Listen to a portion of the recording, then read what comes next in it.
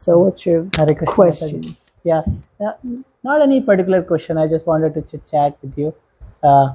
Take this opportunity, so tell us something about you. Like where did you grow up and I grew up in Miami. Miami? Yeah. To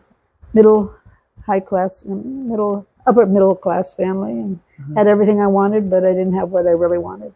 You said your father was a surgeon, so it must be like very elite class. He helped start a hospital and everything. He was a very good surgeon. And, wow. And yeah, it was nice.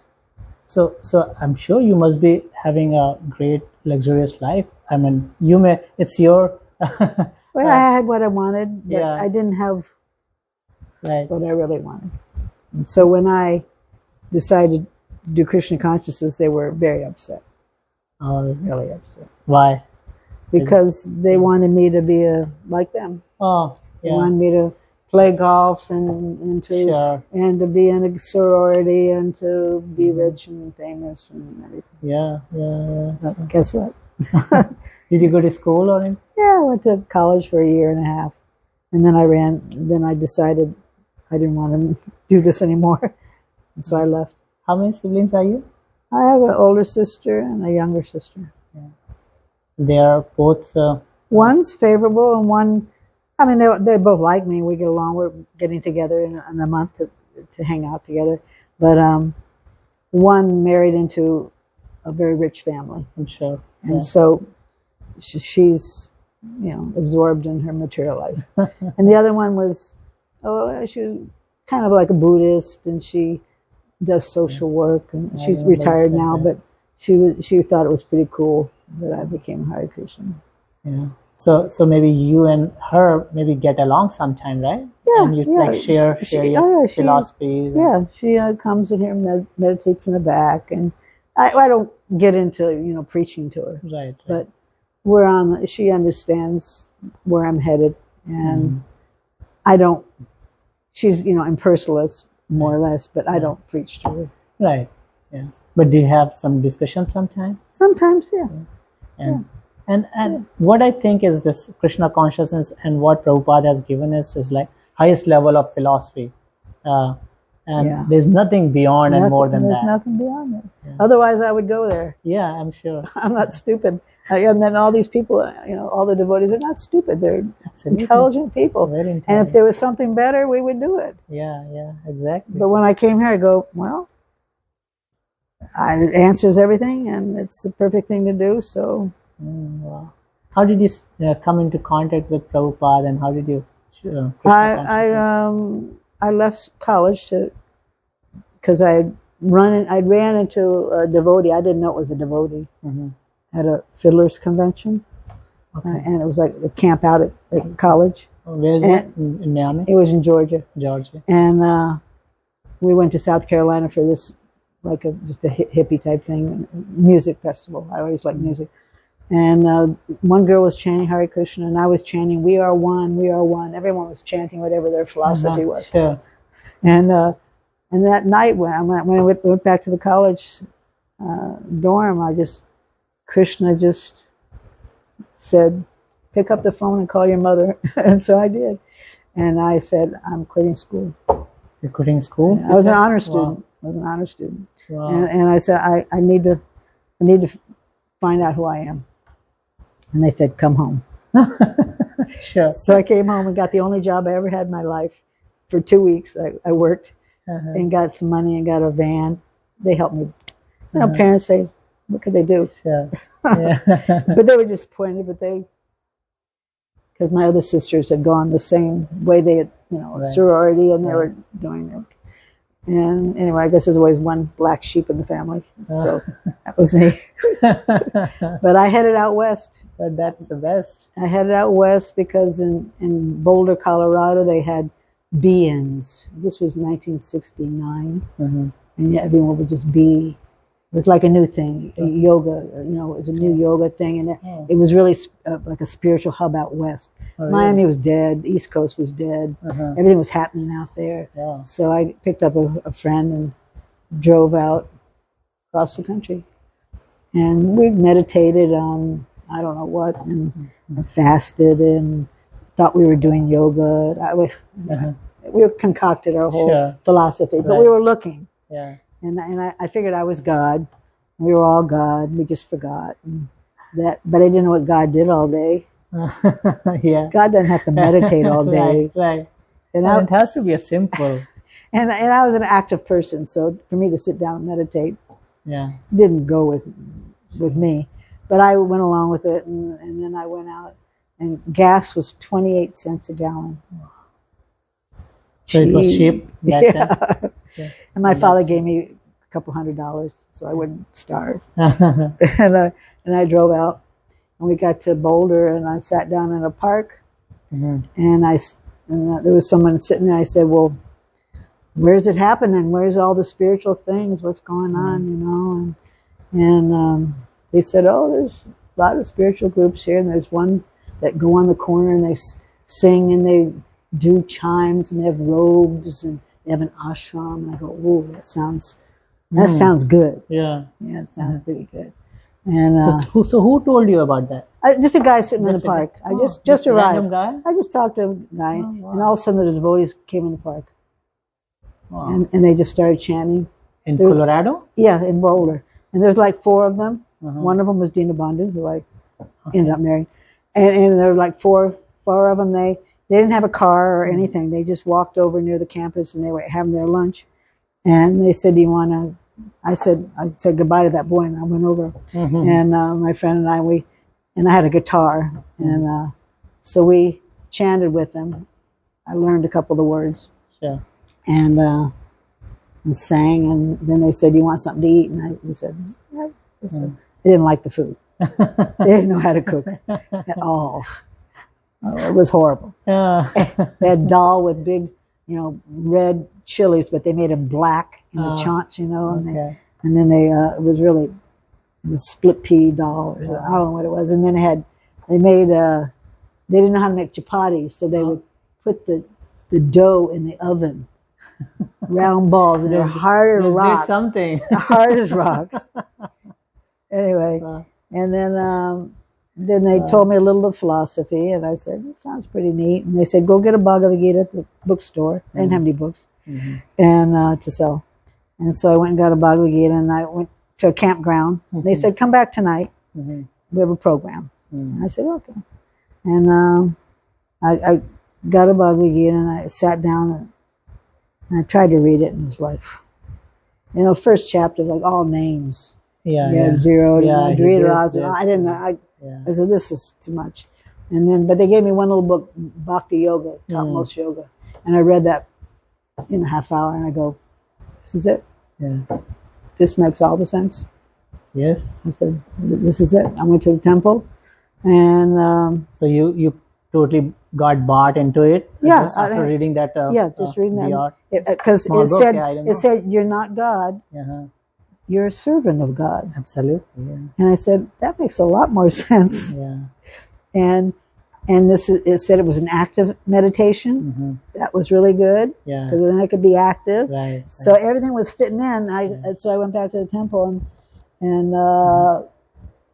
Dina Bandhu was the only one there. And he, 2 girls come in with their shorts on and everything. He was like, okay, well, stay in this room. It was a hippie-looking house. It had madrasas in different in between the rooms, and colored. Every room was another color, and they had a mantle in their temple room, and I thought they were puppets. It was Jagannath and Balaram. There was no Subhadra. Okay. There were just 2 of them, and they had pictures on the wall. Same way that Jagannath had deities, or it was small, but similar appearance. Yeah. But I thought they were puppets or something. Yeah, I'm sure. Yeah. Anybody would tell us. Yeah. and then he was doing some artik, and he told us to go like this, and we didn't know what was going on. Far out pictures on the wall, and we sat to have some milk and bread after the artik, and because we were the only ones there, and so then there was a picture of Lord Nrsingadeva on the wall, tearing apart. Yeah, and I go, what's that about? And then he began to tell the story. And he was a storyteller then. Oh. Even then. He was only 1 year in the movement. And I couldn't follow it. But anyway, I thought... You couldn't follow the story? I couldn't follow the story. I didn't know what was going on. And, anyway, so he said, well, come back in the morning. And you can come back at 5 o'clock because they didn't have Mangalarti. Only the Pujari got up. And so we came back, and then I took them on Sankirtan because I had a van. Went to Denver. Sure. I never left. You never left? No. You just stayed there? Wow. They said, well, can you do this? And I said, yeah, show me how to do it, I'll do it. Can you do that? Can you do that? Can you do that? They still asking me, can you do this? Luki said, can you do this today? Keep you busy, yeah. So I can't believe they keep asking me to do things. And how many people were there? There was a traveling Sankirtan out, so they came back. There was 3 other boys. And there was another girl had gone to visit her parents and came back. And she came back, but she was a little not so, because in those days you'd take just anybody, She was a little crazy. And so there was like 5 people in the temple or something.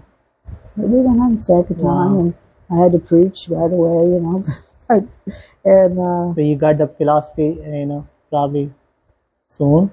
I figured it out, right away. By reading this Bhagavad Gita. And we went out on Sankirtan the next day. Sure. So then you learned about Prabhupada and they had. And when was it? 1970. 70. And then so Prabhupada was planning to. Well, in 2 weeks he was going to be in LA and San Francisco Rath Yatra in 1970. Oh, okay. And so we drove out. Okay. Wow. Meanwhile, ended up I told the story. Jai Takaswami came by and saw 2 girls. He was on his way to India, but we picked him up at the airport, and he showed me how to put a sari on by putting it on himself. So Lisa was dressed properly. We went out to. So who taught you how to put on? Jai Takaswami. Nice. And I don't know how he knew how to do it, but he knew how to do it. And then we went out to LA, and he came to LA first. I have a picture of him. So that was the first encounter with Prabhupada? Yeah, I was really surprised. And then, so we saw him briefly, and then we drove up to San Francisco, and then he flew up for the Rath Yatra. And I got to clean the house he was staying in, and got to see him. And it was a Haight-Ashbury temple. It was just a small little hole in the wall with hippies, and there was a thing outside where you could hitch up your dogs. Because everyone had dogs, Okay. So you could, and I remember it was a Sunday feast, and all these I'd never seen real hippies, because out east it hadn't really happened yet. Okay. But that was the heart of it. Oh, and it was kind of pretty far. I thought it was New York. No, not like really? San Francisco. San Francisco. That's pretty far out. Yeah. They're really decked out in their outfits. And anyway, he came in and took water and up to here and threw a gulab in his mouth, and it was all new to me. I had no idea what was going on, but everything he said was right on, So what was your first few days of encounter with Prabhupada? What did you think about him? I just wanted to serve, and then Vishnu John said, do you want to get initiated? I was only there 3 weeks, and then they decided I should wait. Because it was just too soon. Okay. But, and I met Jayananda, because he was there, and I was really impressed with him, because he was really into service. And I never worked so hard. We worked really hard for that festival. It was day and night and day, for days. We were up hardly any sleep. But I loved it. Sure. I was just like in a whole other world. Yeah. And I was like, this is it. That's what you wanted. Yeah, that's what I wanted. Wow. I met a lot of people. How long did it take for you before initiation? I had to wait a year until Prabhupada came again to LA. Okay. And then by then I was in Dallas. I helped start the Dallas temple. And so then we drove out, and I got first and second at the same time. Same time? Yeah. You drove from Dallas to LA. LA? Wow, that's long. Over the hot. I remember it was July. It was so hot. At night we drove overnight, and bottom. We slept on that was cargo van. It was like couldn't even touch we had to sleep on that with nothing, you know. It was not scary, but it was worth it.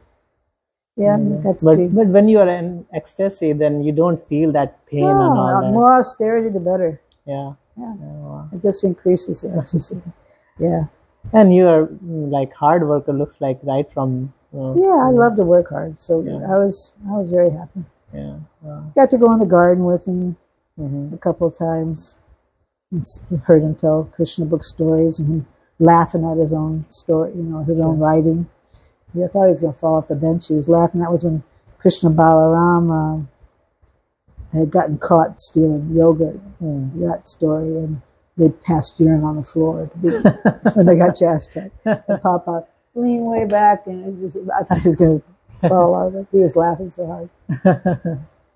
Yeah, wow. I was in LA a few times when he came. Okay. Wow. So you spent good amount of time with him, looks like. No, not so much. I had to cook for him one time, but I didn't really know how to cook then. That was scary. And then I went to India in '75. You did? Wow. For him, when he was there for the opening of the Krishna Balaram Mandir. In Vrindavan? Yeah. Wow. So I was there. I'm in that picture right there in the back. I got chastised, indirectly got chastised, because it was after the festival, and Prabhupada had all these sannyasis, and then they were all underneath the tree in front of the deities, and he was just talking with them, and we didn't have anything to do, so a few of us girls, you could see us in the back, we decided, well, we'll just sit down and listen, you know, transcendental. And then we saw him say something to one of the sannyasis, and then he came over and said, Prabhupada says, you don't have anything to do, you have no service to do? You should find some service to do. So that was my calling, that don't take advantage, just do service. Yeah, just do service. Just do service. So what did he tell you? You said... Nothing to me directly. We just counted. Little bit. And we left. Ravindra Sroop's wife is right next to me. She remembers it too. Wow. But I never found service in India. Otherwise, I would live there with my husband. But there was no service for me there.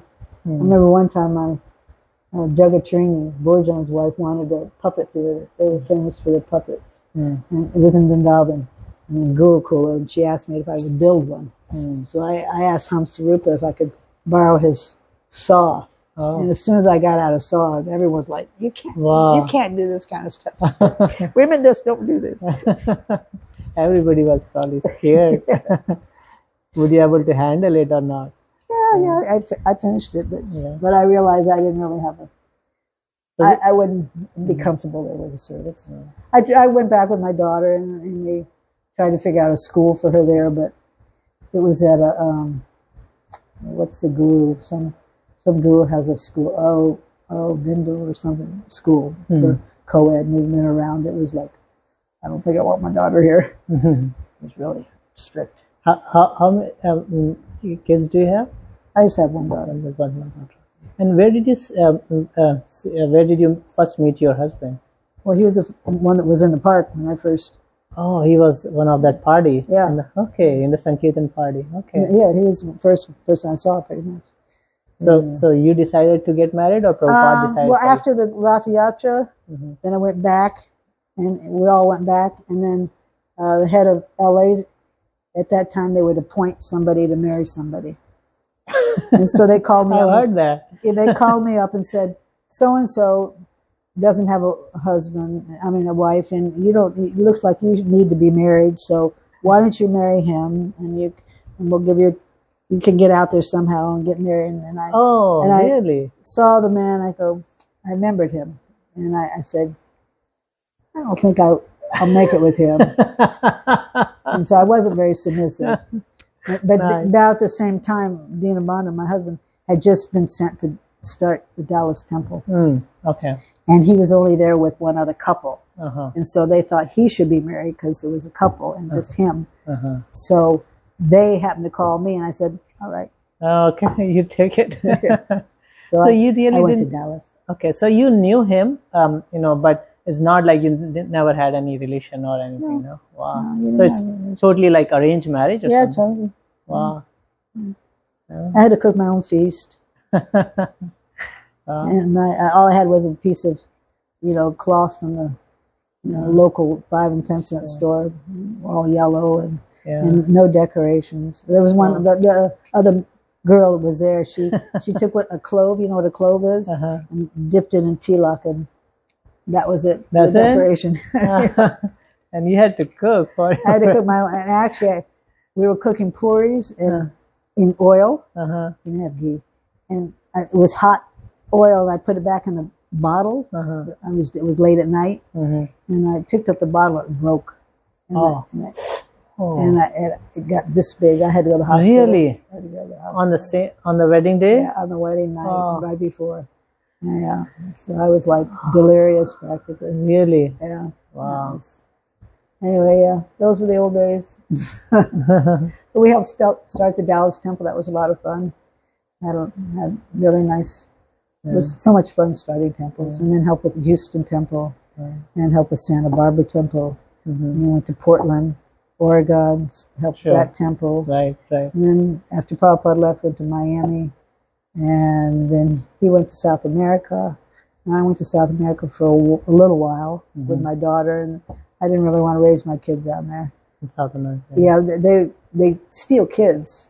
Yeah, They steal especially kids? American kids. Yeah, and they use them in the streets, and it was really dangerous. And they were killing cows all around me all night. It was right in front of me, and I was just like being haunted. I guess all my past karma was coming back to me from eating meat, and it was just like. And at that time, someone in Miami said, "We're going to start a Gurukula here." My daughter was 5, and I said, "Okay, come help." So I went to Miami, and then that Gurukula joined the one up in New York, and so I did that for a long time. So when my daughter was 16 or something like that. Oh wow! And is she devotee? Little bit. More or less. Yeah. Her husband is devotee. His parents were born in the movement. But Krishna's God. Yeah. It's not like they chant rounds. Or anything. Okay. So tell me about your arranged marriage. I mean, somebody coming from India, I can understand, but someone is from like a Western world. There was many arranged marriages. Yeah. You didn't even know who they were, what they looked like. Yeah. You just surrendered. You would trade devotees, and okay, I want this devotee, and then you trade with that devotee, and you would just go wherever you were told. Very surrendered to the temple president. Yeah. Okay. Great. Thanks for sharing all that details. But it's not like it always worked out. Yeah, sometimes. But in general, it wasn't too bad. And then the story of the lady who went to Russia to marry that Russian devotee, the only devotee in Russia, and she's told that she's supposed to go marry this man. She doesn't know Russian. She doesn't know anything about Russia. And she just said, okay. Prabhupada said, go. Wow. So she went. Surrendered soul.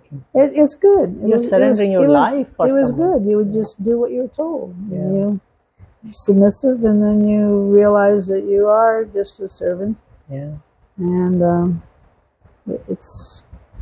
it was different than we were raised, the way we were raised. You were so beautiful. But it's important to still have that training, but we don't have that much training now. I know it's conditional. Yeah. I mean, you were probably it's mercy from Prabhupada directly coming to you, like first-hand contact with Prabhupada, and probably I don't know. We need maybe a lot of Prabhupada right now. Looks like we don't know. Yeah, well, Prabhupada's instructions are all there, Yeah. So, but I see that some people don't even want to chant 16 rounds. Some people don't want to get initiated. Some people don't want to follow the 4 rules and regulations. But that's the basics. That's the basics, and the way your generation picked up. I don't know why and how. Why today's generation is not picking up to that level of devotion and surrender. It's just maybe you think a lot of them say it's because we don't have Prabhupada. Yeah. And the gurus fall away and this and that. It's excuses. But a lot of them say, well, I don't know if I can follow it, and I don't want to disappoint the guru. What if I don't follow it? Then I said, well, just follow it. That's why you get initiated. Right. It's a vow. Start doing it. And that's then you're locked in. Yeah. So and a lot of them can't seem to chant 16 rounds. They can do kirtan forever and ever. Yeah. But the japa is really hard for them for some reason. I don't understand why. And that's what Prabhupada always said. Do your japa. Do your japa. Yeah. Never give excuse to not do it. Yeah. So, like this one girl, she was my student. Now she's working with me in the eco farm. She's not here right now, but she came back and she kind of took shelter of me, and I'm encouraging her. I said, why don't you chant your rounds? She's initiated by Tripurara Maharaj, different Gaudiya thing, but I encourage her. It's fine. That's okay. I don't care. But he also, he's telling you to chant japa. Why can't you chant japa? Right. That's most important. I said, just do it. Yeah. It's not like you have to. Just do it. Yeah. That's all. You don't have to be perfect at it, but just do it. Right. And then everything else will happen. Yeah. But I don't know why they can't do it. I don't know. Yeah. I think that's a motivation. I don't know. Maybe that generation may need to mingle up with your generation a lot and learn from you. Like maybe spend time and their days with you and with you. And yes, I mean your generation. Yeah. Then they can pick up. Okay, you are focusing too much on japa. Let me do that too. Otherwise, that we taught it in the ashram. We made them do it every day, but most of them would space out. Or, they didn't want to do it, and they would only chant. We make them chant for an hour, 45 minutes, something like that, because you can't force it.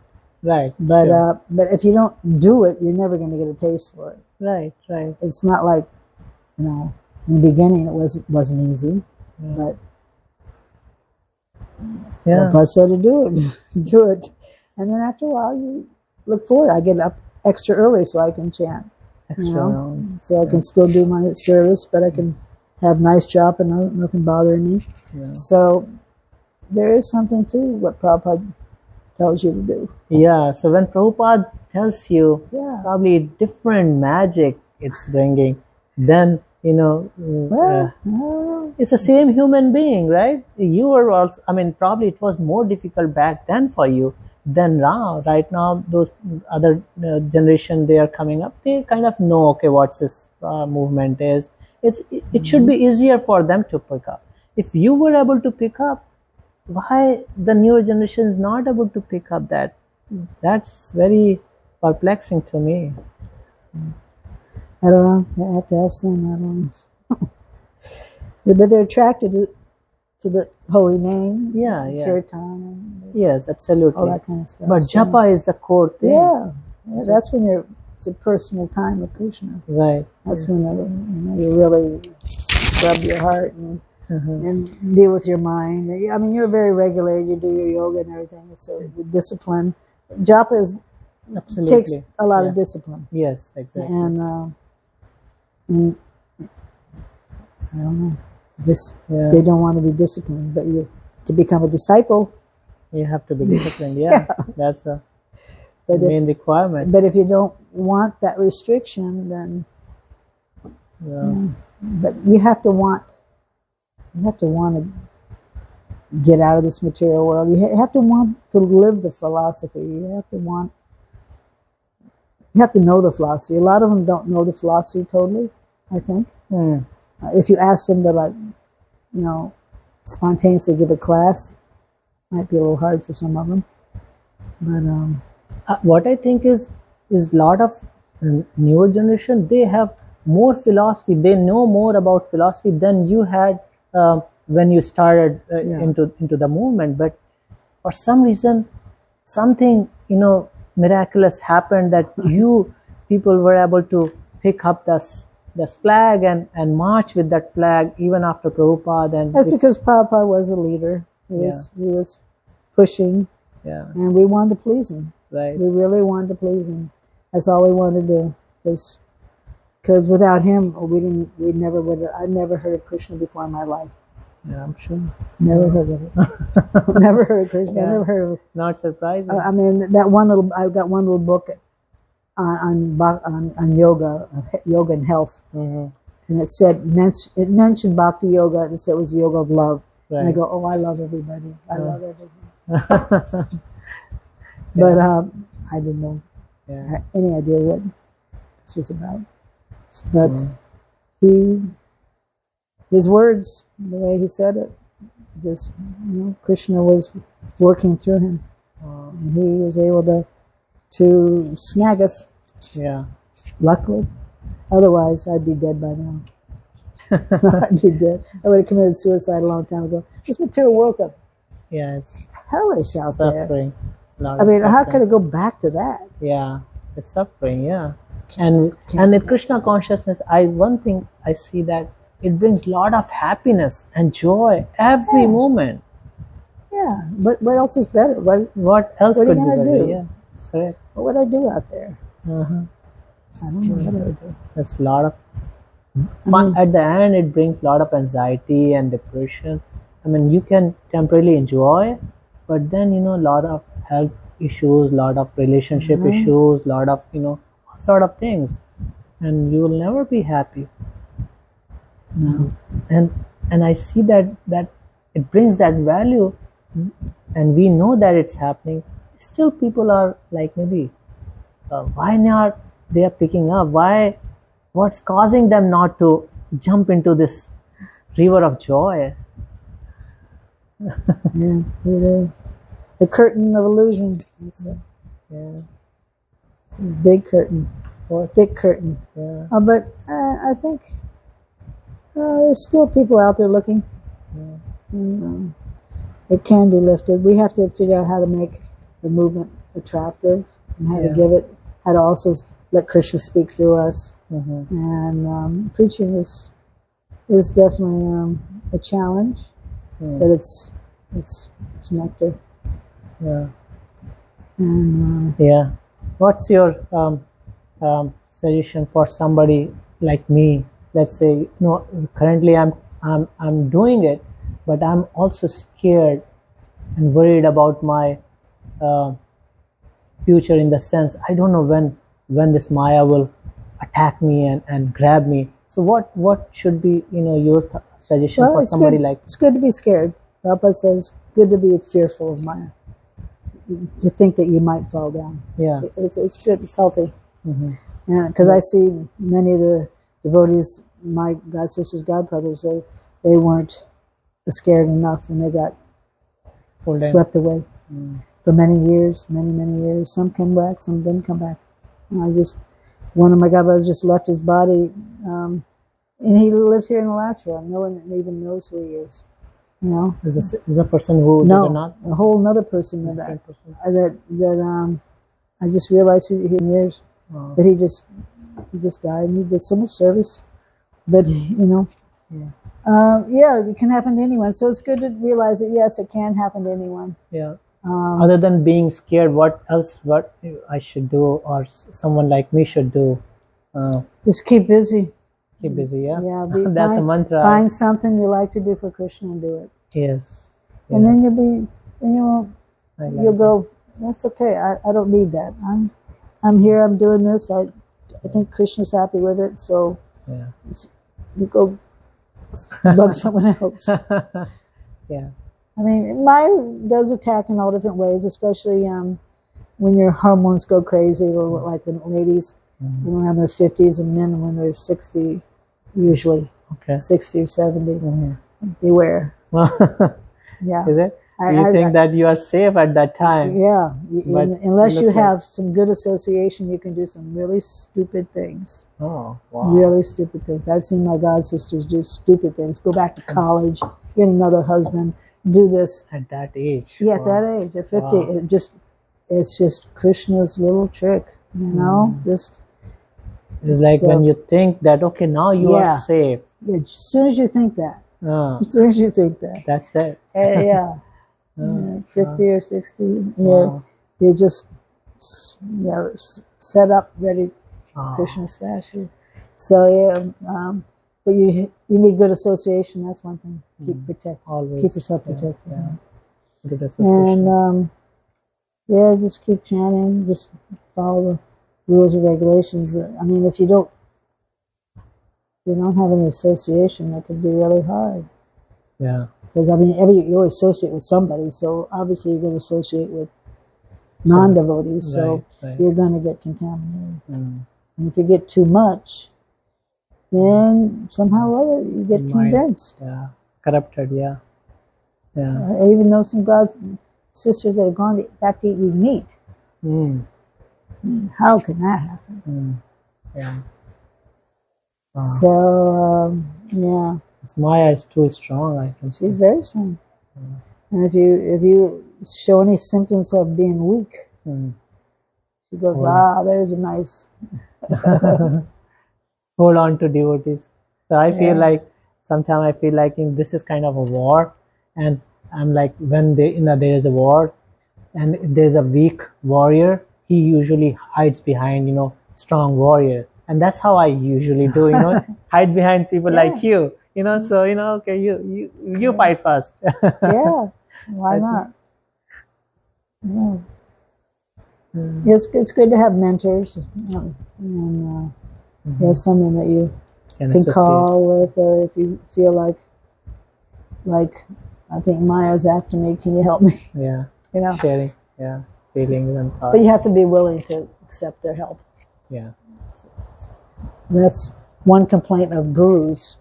Is a lot of my God brothers are gurus, and they say that my disciples will come to me and ask me, what should I do?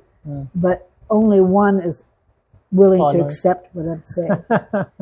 They're asking, but they're thinking, they're not doing I'm going to do what I want anyway, but I'm going to ask. What is the benefit then? If he says that's the hardest thing about being a guru, is that your disciples, they aren't really willing to do what you say, because they're so strong-minded, thinking that what they're doing is right. So in that case, Guru is still taking the bad karma of his disciples, or no? It doesn't help. Prabhupada, when anything went wrong, he'd always ask, what's going on in the temples? Is the president following? Is this happening right? Are everyone following? Everyone getting up for Mangal Arati? If something was going wrong, or his health was really bad, or he felt something was wrong, he would say, "Is everyone following?" Oh, yeah. So yeah, it's a symptom. So we have to be cautious that if I see that I'm wasting too much time not serving, that the alarms go off. I better run and go get a reading group or do something, or go to a retreat, Govardhan retreat or something like that. Get an injection. That's good. You ever been to that retreat? No. You should go sometime. Yeah. Sachinanda and Borjan Prabhu give a really nice retreat. I know Nanda's going, Madhumati's going, Lakshmani, they're all going this year. In Kartik? Yeah. Month of Kartik? Yeah. So this month of Kartik, I'm going to get initiation. So hopefully, by Loknath Maharaj. Who? Loknath Maharaj. Oh, great. So hopefully, I'll get to do a part of that parikrama, maybe. Oh, yeah. That's in October. I'm not sure when. Yeah. Are you planning to be there? Yeah.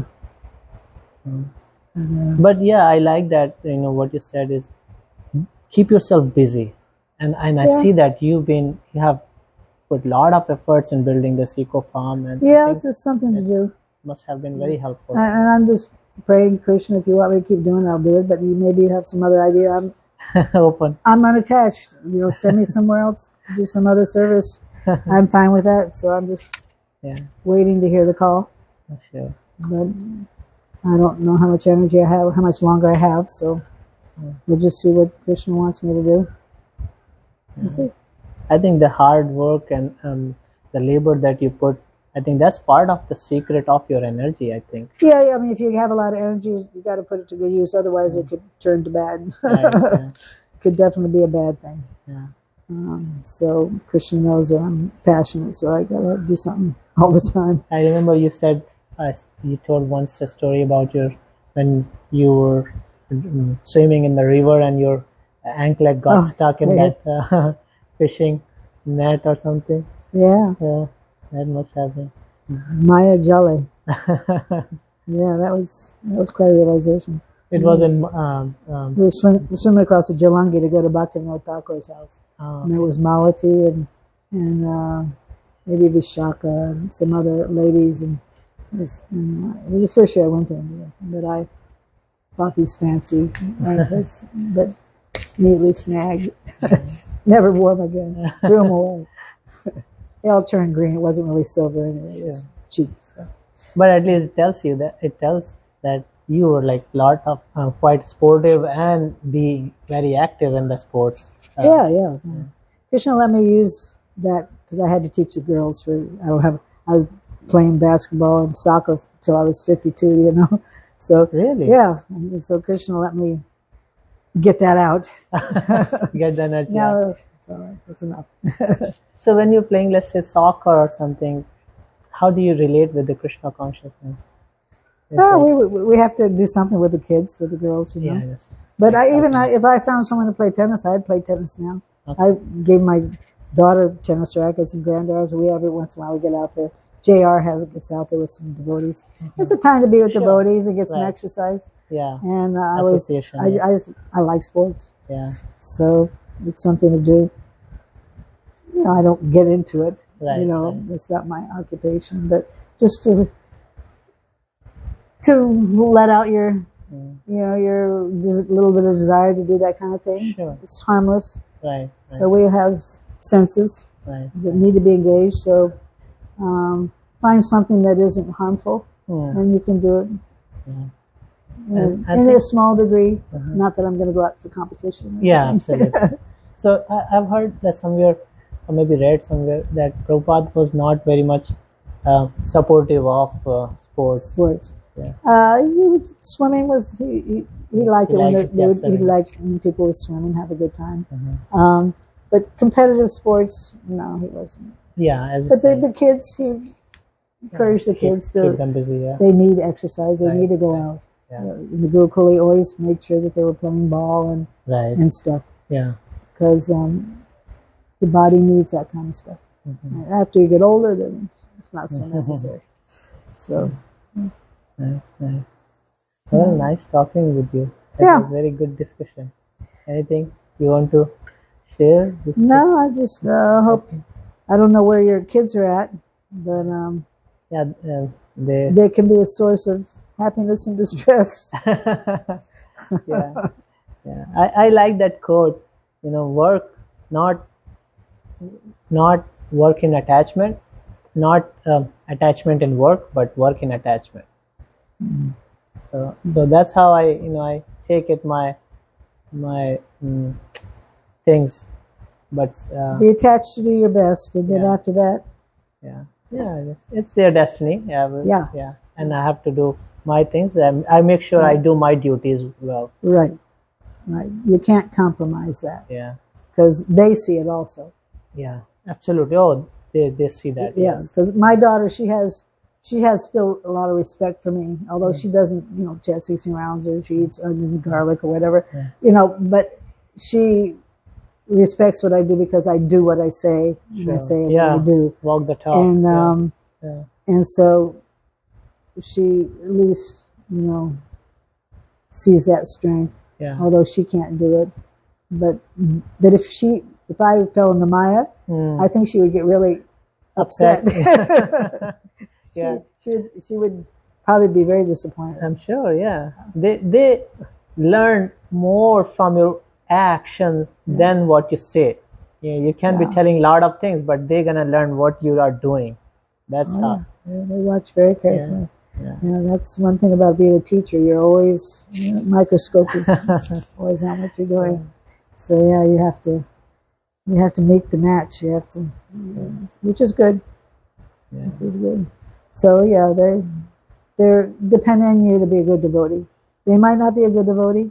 Ultimately, they're not going to be your standard probably, but they will always have affection for you, and that way it's an affection for a devotee that's very high level. Yeah. It's better than affection for Krishna. So, hey, that's your service. It's to be a good devotee and do whatever you can. I mean, I taught in school and everything, and then she decided not to go that path or whatever, and so I said, okay.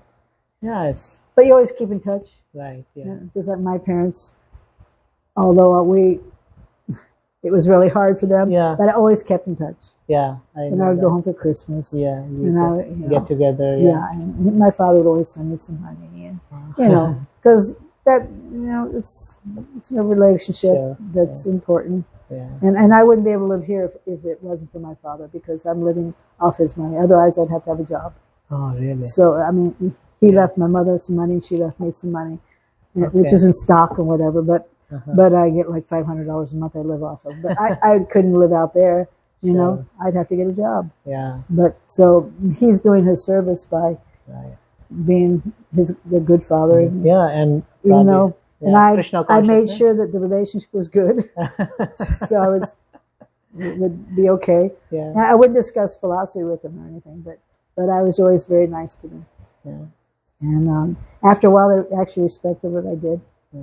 Glad to do this. My father, not so much, but my mother, she started thinking, oh, well, actually, her friends like my saris, and her friends like my cooking. So after a while, she was going, yes, this is my daughter.